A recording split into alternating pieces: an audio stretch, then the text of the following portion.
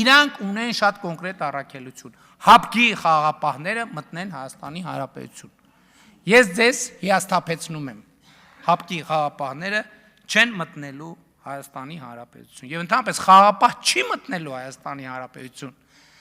որովհետև խաղաղությունը հաստատված է եւ խաղաղապահը ժողովուրդն է, այո, այդ թվում։ Այո, Հայաստանի ժողովուրդն է եւ Ադրբեջանի ժողովուրդն է ամենահուսալի խաղաղապահը։ Եվ որևէ օտար խաղաղապահ Հայաստանի տարածք չի մտնելու։ Եվ սա է 4-րդ հանրապետությունը։ 4-րդ հանրապետությունը սրանով է տարբերվում։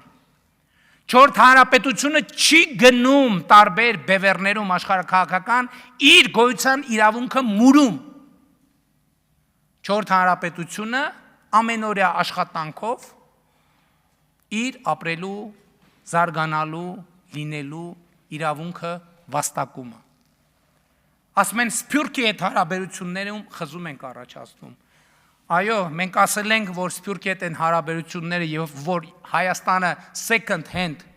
շոր ուղարկելու տեղ այդ հարաբերությունը ոչ միայն չկա։ Ես արգելել եմ, ասել եմ, հանկարծ որևէ պետական մարմին